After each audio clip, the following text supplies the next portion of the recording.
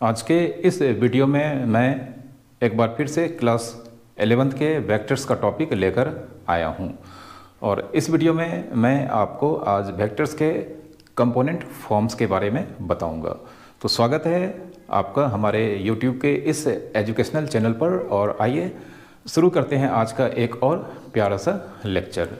Component form of vectors, component form of A vector. तो हमारा आज का यह टॉपिक है। इसमें हम सबसे पहले एक पॉइंट के पोजीशन वेक्टर्स के कंपोनेंट फॉर्म्स को रिप्रेजेंट करेंगे, एक्सप्रेस करेंगे। तो आइए इसको हम सीखते हैं। तो सबसे पहले हम एक XYZ कार्टेशियन कोऑर्डिनेट सिस्टम लेते हैं। ठीक है, यह पॉजिटिव एक्स एक्सिस हो गया, यह पॉजिटिव वाई एक्सिस हो गया, यह पॉजिटिव जेड एक्सिस हो गया। ठीक है, अब हमने आपको यहाँ पर ऑलरेडी पढ़ा चुका है पिछले लेक्चर में कि अगर कोई एक पॉइंट है जिसका कोऑर्डिनेट एक्स वाई जेड है और इसे अगर हम ऑरिजिन से कनेक्ट करते हैं, इस पॉइंट को अगर हम ऑरिजिन से कनेक्ट करते हैं और एक वेक्टर में इस लाइन सेगमेंट को हम कन्वर्ट करते हैं जिसका इनिशियल पॉइंट ऑरिजिन पे होगा और टर्मिनल पॉइंट इस पॉइंट P पर होगा। टर्मिनल पॉइंट अगर इस पॉइंट P पे होगा तो इस वेक्टर OP, मतलब इस तरह के किसी भी पॉइंट का पोजीशन वेक्टर, किसी भी पॉइंट का वेक्टर जिसमें हमेशा इनिशियल पॉइंट ऑरिजिन पे रखेंगे और टर्मिनल पॉइंट खुद वही पॉइंट होगा। इस केस में इस तरह के सारे वेक्टर को हम लोग position vector of point P कहते हैं। और इस केस में जानते हैं इस पोजीशन वेक्टर का मैग्नीट्यूड स्क्वायर रूट ऑफ इसके तीनों कोऑर्डिनेट्स के स्क्वायर के सम के बराबर होता है, X square plus Y square plus Z square. यह मैंने आपको ऑलरेडी पढ़ाया है। ठीक है, और अगर यह position vector positive X axis के साथ जो एंगल बनाता है जिसे अल्फा से रिप्रेजेंट किया जाता है, फिर यही पॉइंट का position vector positive Y axis के साथ जो एंगल बनाता है उसे बीटा से रिप्रेजेंट किया जाता है। और यह position vector positive Z axis के साथ जो एंगल बनाता है यह गामा से रिप्रेजेंट किया जाता है। ठीक है, यह तीनों एंगल अल्फा बीटा गामा जो कि यह पोजीशन वेक्टर तीनों positive X axis direction, Y axis direction and Z axis direction के साथ फॉर्म करता है, इसे डायरेक्शन एंगल्स कहा जाता है। और साथ ही साथ हमने आपको बताया है कि L इक्वल्स टू जो कॉस अल्फा होता है इसे x बाय आर यहाँ पर इस पोजीशन वेक्टर के मैग्नीट्यूड को रिप्रेजेंट करता है। तो L equals to cos alpha x by R होता है, y equals to cos beta y by R होता है, sorry m equals to cos beta y by R होता है, और n equals to cos gamma जो कि z बाय आर होता है। यह तीनों वैल्यू यानी कि अल्फा का कॉस, बीटा का कॉस एंड गामा का कॉस, यह तीनों वैल्यू किसी भी पॉइंट के पोजीशन वेक्टर्स के डायरेक्शंस रेशियोज कहलाते हैं। यह मैंने आपको ऑलरेडी पढ़ाया है। ठीक है, तो यहाँ पर हम कंपोनेंट फॉर्म के बारे में बताएंगे, किसी भी पॉइंट के पोजीशन वेक्टर के कंपोनेंट फॉर्म क्या होते हैं। तो इसके लिए एक बार फिर से हम कार्टेशियन कोऑर्डिनेट एक्सिस को ड्रॉ करते हैं।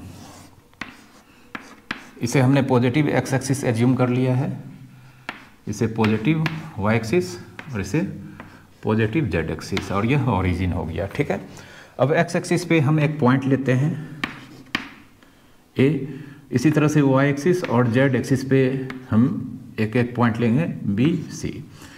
यह ऑरिजिन से इस पॉइंट ए तक का लेंथ, मतलब ओ ए को हम यहाँ पे एज्यूम कर लेते हैं 1 यूनिट। ठीक है, मतलब ओ ए और O B and O C, इन तीनों को अगर हम एज्यूम कर लेते हैं 1 यूनिट। ठीक है, O A equals to O B equals to O C, this O A equals to O B equals to O C, इन तीनों के लेंथ को हमने एज्यूम कर लिया है 1 यूनिट। ठीक है, अब अगर हम यहाँ पर एक एरो लगा दें, इन तीनों पॉइंट पे एक एरो लगा दें इस तरह से, तो आप देख सकते हैं यह एक वेक्टर हो गया, वेक्टर ओ ए, वेक्टर ओ ए। ठीक है, और इस वेक्टर का, चूंकि इस वेक्टर का ओ ए का, इस वेक्टर का मैग्नीट्यूड को हमने ऑलरेडी 1 यूनिट एज्यूम किया है। तो यहाँ पर वेक्टर OA जिसका मैग्नीट्यूड मतलब इसके कॉरस्पॉन्डिंग लाइन सेगमेंट का लेंथ 1 यूनिट है और यह आपको दिख रहा है एक खास डायरेक्शन में है, पॉजिटिव एक्स एक्सिस डायरेक्शन में। तो यहाँ पे OA unit vector in positive X axis direction, positive X axis direction, ठीक है, जिसे रिप्रेजेंट किया जाता है फिजिक्स में आई कैप से, ठीक है। Unit vector in positive X axis direction, इसे रिप्रेजेंट किया जाता है आई कैप। कैप जानते हैं, जिस वेक्टर पे कैप लगा रहता है एरो के प्लेस पे, वह यूनिट वेक्टर को रिप्रेजेंट करता है। अब चूंकि यह OB भी वेक्टर है और इसका भी मैग्नीट्यूड 1 है, लेकिन यहाँ पर वेक्टर OB यह पॉजिटिव y एक्सिस के डायरेक्शन में यूनिट वेक्टर को रिप्रेजेंट करता है। मतलब यह unit vector in positive y axis direction,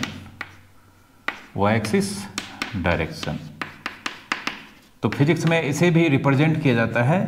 इसके लिए सिंबल फिक्स कर दिया गया है, कन्वेंशनल सिंबल जिसे कहते हैं, इसे जे कैप से एक्सप्रेस किया जाता है, रिप्रेजेंट किया जाता है, ठीक है।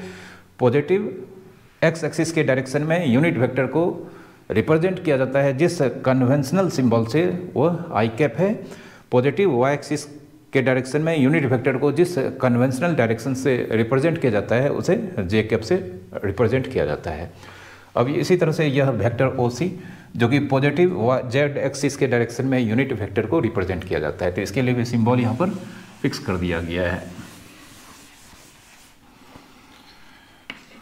OC, वेक्टर OC, इसका मैग्नीट्यूड भी हमने यहाँ पर 1 यूनिट लिया है, तो यह भी unit vector in positive Z axis direction, और इसके लिए कन्वेंशनल सिंबल फिक्स कर दिया गया फिजिक्स में के कैप, ठीक है, के कैप।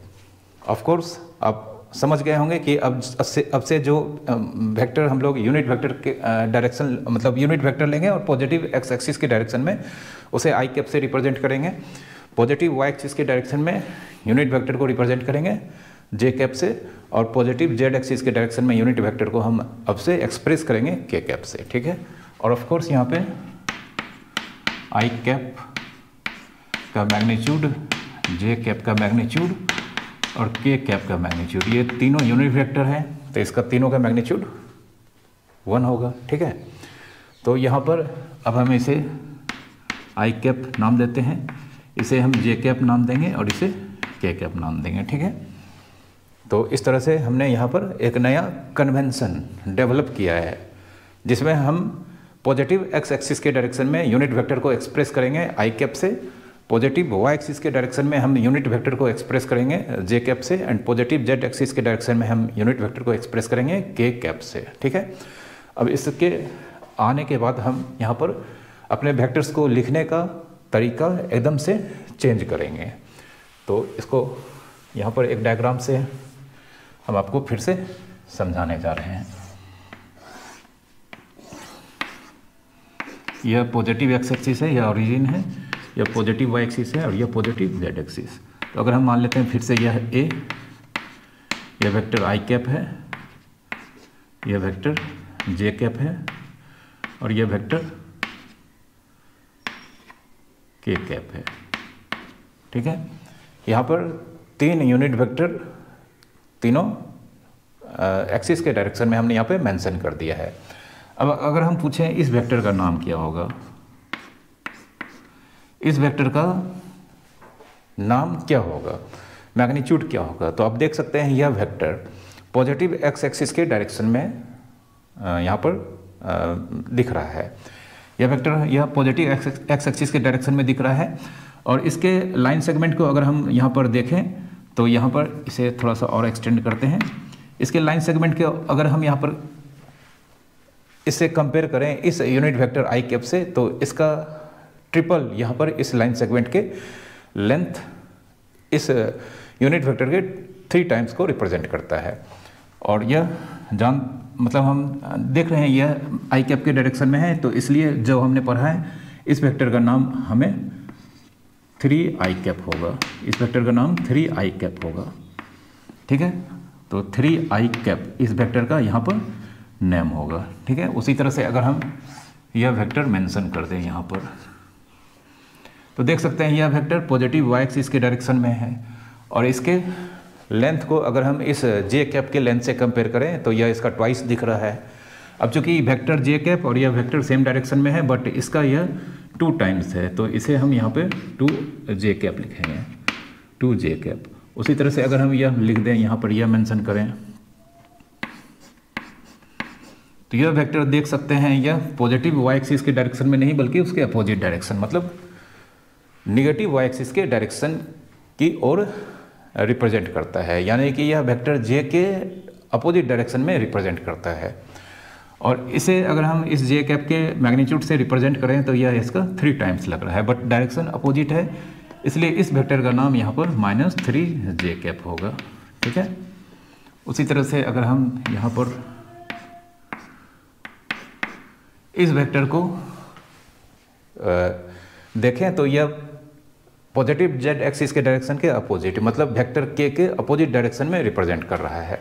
तो वेक्टर के अपोजिट डायरेक्शन में रिप्रेजेंट कर रहा है, और साथ ही साथ इसके लेंथ से अगर हम इसके लेंथ को कंपेयर करें तो यह इसके लेंथ का 3 टाइम्स दिखाई पड़ रहा है कंपेरेटिवली। तो इस कंडीशन में इस वेक्टर का नाम -3k कैप होगा। ठीक है, तो इस तरह से अब हम जो भी वेक्टर हमें यहाँ पर दिए जाएंगे वह अगर तीनों एक्सिस में से किसी एक्सिस के पैरेलल हैं, या तो एक्स एक्सिस के पैरेलल हैं या वाई एक्सिस या जेड एक्सिस के पैरेलल, तो इस केस में हम उन वेक्टर्स को आई कैप, जे कैप और के कैप के टर्म में ही एक्सप्रेस करेंगे। ठीक है, और अगर इन तीनों में से किसी के पैरेलल नहीं किसी अदर डायरेक्शन में होंगे तो उसे अभी हम तुरंत देखेंगे। ठीक है, अब इनके हम मैग्नीट्यूड्स यहाँ पर निकाल लेते हैं।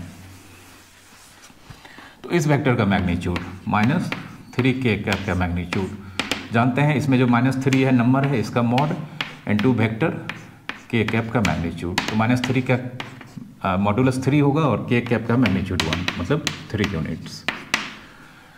तो इस तरह से देख सकते हैं -3k कैप का मैग्नीट्यूड 3 है, यानी कि ये जो नंबर है इसके मॉडुलस के बराबर है, और डायरेक्शन यहाँ पर कौन, यह जो कैप है यह सिर्फ डायरेक्शन देता है।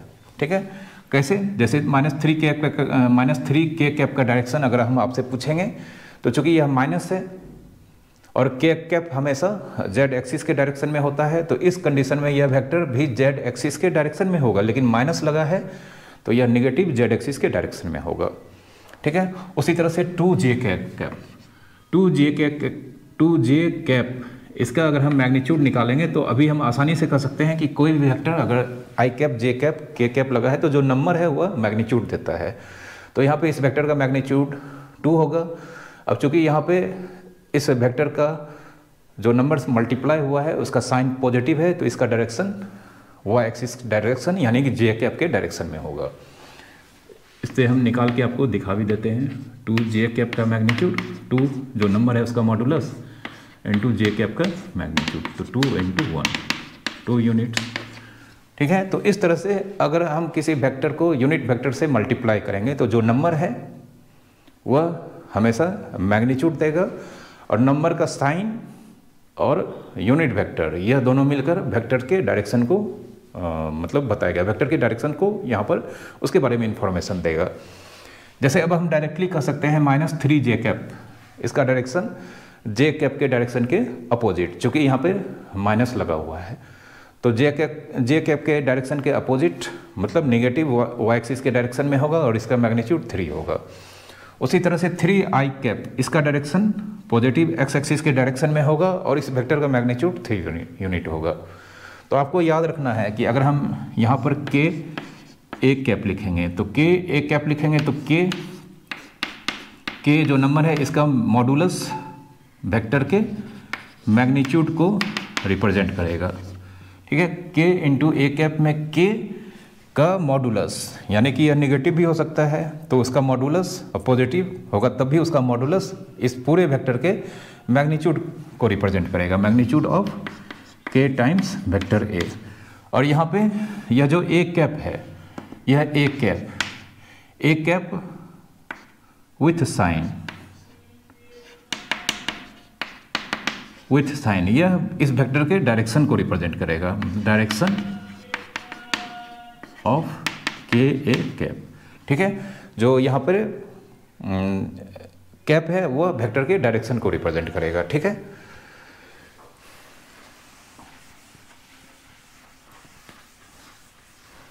कैप हमेशा डायरेक्शन देता है और उसके साथ जो नंबर मैग्नीट्यूड मल्टीप्लाई होता है वह हमेशा वेक्टर के मैग्नीट्यूड की वैल्यू को बताता है। ठीक है, अब अगर vector X axis, Y axis, Z axis के पैरेलल नहीं होगा तब हम उसे आई जे के टर्म में किस तरह से एक्सप्रेस करेंगे, आइए इसको देखते हैं।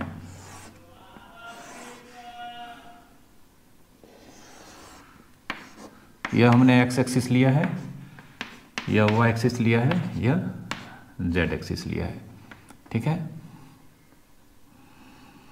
और यह मान लेते हैं एक पॉइंट है P जिसका कोऑर्डिनेट एक्स वाई जेड। इसे हम कनेक्ट करेंगे इस तरह से,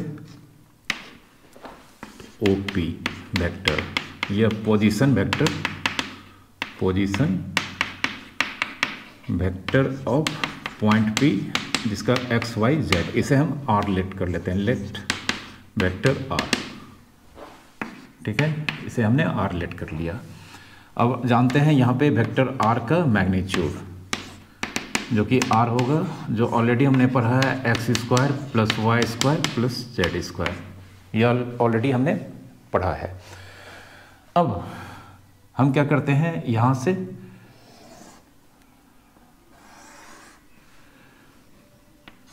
इस तरह से परपेंडिकुलर ड्रॉ करते हैं।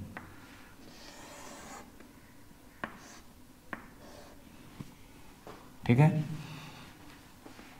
या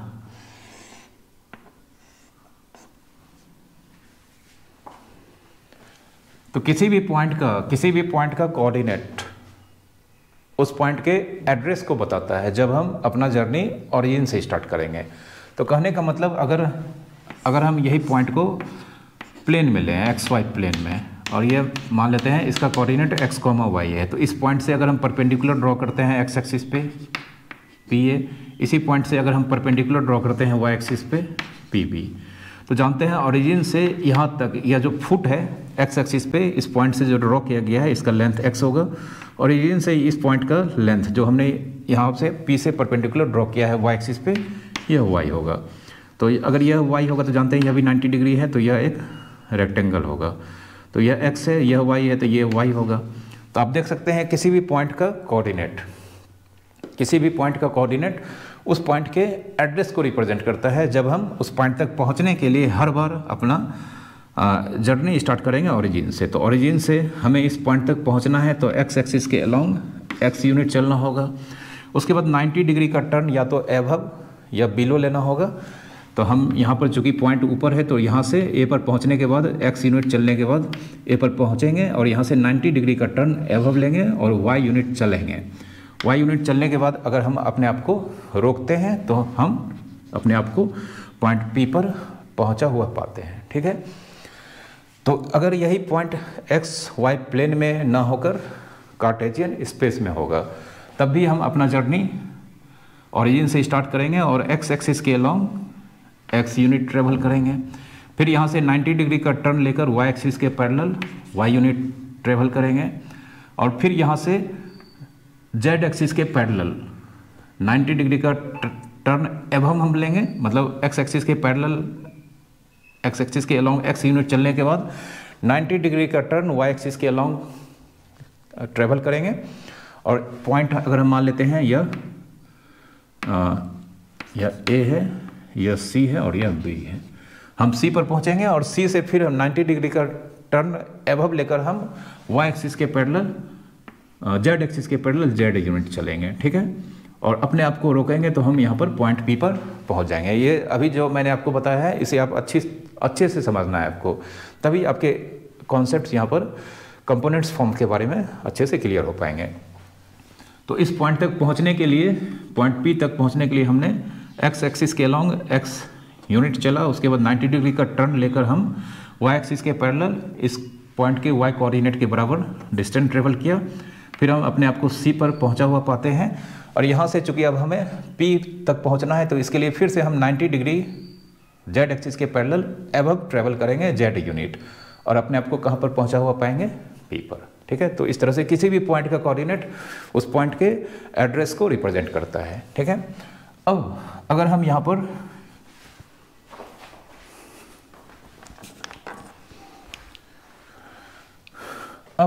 यहाँ पर इस ओ ए पे एरो लगा दें, इस तरह से एरो लगा दें, फिर ए सी पर एरो लगा दें इस तरह से, फिर देख सकते हैं अब यह वेक्टर ओ ए पॉजिटिव एक्स एक्सिस के डायरेक्शन में है और इसका मैग्नीट्यूड एक्स यूनिट है। तो हम कह सकते हैं यहाँ पे vector O A X I cap होगा। उसी तरह से vector A C Y axis के डायरेक्शन में है, पॉजिटिव वाई एक्सिस के डायरेक्शन में, और इसका लेंथ वाई यूनिट है। तो ए सी को हम कह सकते हैं वाई जे कैप। अब इस ट्रायंगल में देखा जाए, ट्रायंगल ओ ए सी में vector O A plus vector A C बराबर वेक्टर ओ सी होगा। तो अगर हम यहाँ एरो लगा देते हैं यह इस तरह से, अब देख सकते हैं यह वेक्टर ओ सी। ठीक है, तो therefore O C vector O C equals to vector O A plus vector A C. अब वेक्टर ओ ए चूंकि हमने यहाँ पे एक्स आई कैप निकाला है तो यह एक्स आई कैप, और vector A C Y J cap होगा। ठीक है, तो यह वेक्टर हमें ओ सी मिल चुका है। अब फिर से अगर हम यहाँ पे एरो लगा दें यह, ठीक है, यह हमने एरो लगा दिया, तो अब इस ट्रायंगल में, ट्रायंगल ओ सी पी में यह वेक्टर ट्रायंगल लॉस, यह वेक्टर प्लस यह वेक्टर होगा। ठीक है, फिलहाल हम सी जेड को, सी जेड जो कि जेड एक्सिस के पैरेलल है और यह इसका लेंथ यहाँ पर जेड है, इसका लेंथ यहाँ पर जेड है, तो हम यहाँ पे लिख सकते हैं C P, vector C P. Vector C P को हम यहाँ पे इसका मैग्नीट्यूड जेड है और यह जेड पॉजिटिव जेड एक्सिस के डायरेक्शन में है, इसलिए इसे हम जेड के कैप लिखेंगे। ठीक है, तो अब in triangle O C P vector O C plus vector C P equals to vector O P. अब वेक्टर ओ सी हमने यहाँ पे निकाला है, वेक्टर ओ सी हमने निकाला है एक्स आई कैप प्लस वाई जे कैप। तो एक्स आई कैप प्लस वाई जे कैप, और वेक्टर सी पी यहाँ पर जेड के कैप है, vector C P Z cap है, और ओ पी का हमने नाम यहाँ पर आर ऑलरेडी रखा है, तो इसे हम वेक्टर आर लिखते हैं। तो देयरफॉर वेक्टर आर, इस ब्रैकेट को ब्रेक करेंगे तो एक्स आई कैप प्लस वाई जे कैप प्लस जेड के कैप।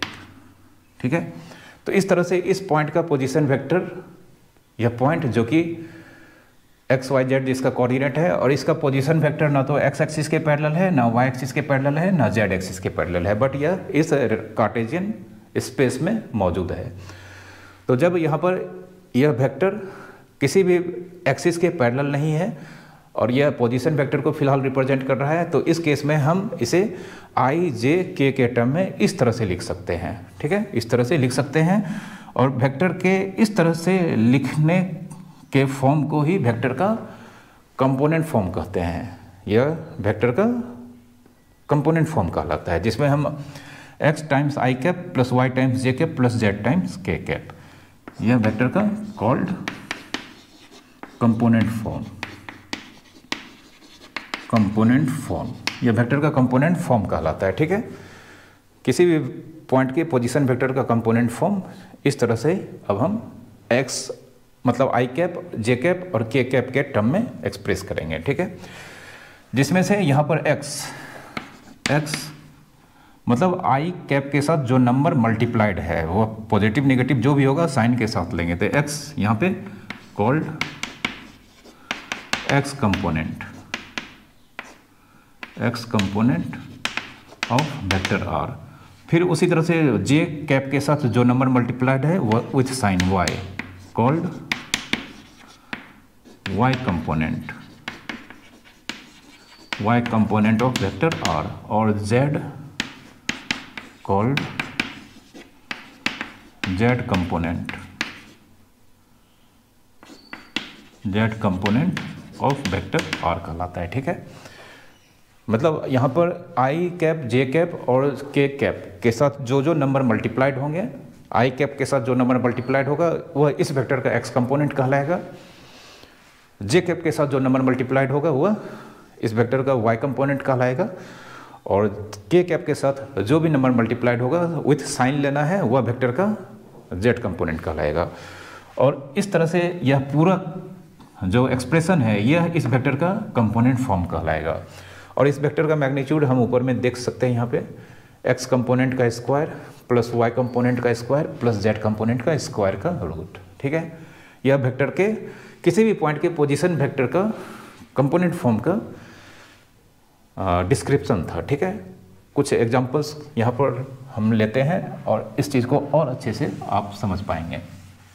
और एक चीज़ और, यह एक्स आई कैप यह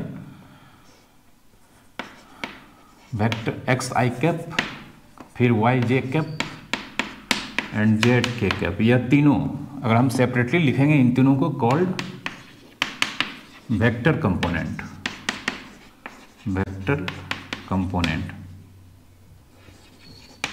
of vector R. X I cap, y J cap and k cap, यह तीनों वेक्टर के वेक्टर कंपोनेंट्स कहलाते हैं। ठीक है, vector components of vector R यह कहलाते हैं। ठीक है, एक एग्जांपल लेते हैं तब आपको अच्छे से समझ में आएगा। जैसे एक क्वेश्चन है, इफ p3 - 4 एंड 6 एक पॉइंट है, देन इसका पोजीशन वेक्टर ऑफ p, जिसका सिंबल हो जाएगा वेक्टर OP। ठीक है, वेक्टर OP, और इसका कंपोनेंट फॉर्म यहाँ पर लिखेंगे कंपोनेंट फॉर्म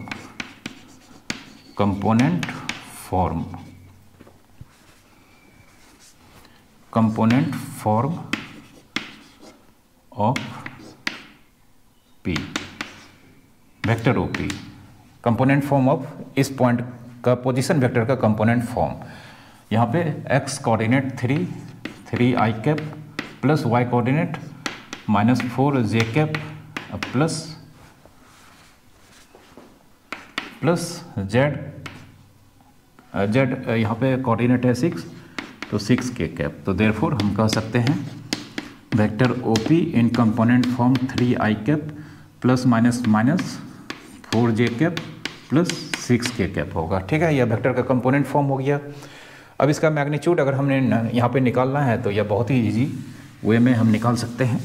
इस वेक्टर का मैग्नीट्यूड, यहाँ पे वेक्टर OP का मैग्नीट्यूड 3 जो x कंपोनेंट है उसका स्क्वायर, फिर जो y कंपोनेंट है, जानते हैं इस वेक्टर का अगर हम पूछेंगे x कंपोनेंट कितना है तो आप बोलेंगे +3, y कंपोनेंट इस वेक्टर का कितना है तो आप बोलेंगे -4, और z कंपोनेंट कितना है +6। और अगर इसका वेक्टर कंपोनेंट हम आपसे पूछेंगे तो आप बोलेंगे 3i cap, -4j cap, 6k cap, यह 3 इस वेक्टर के वेक्टर कंपोनेंट्स कहलाएंगे।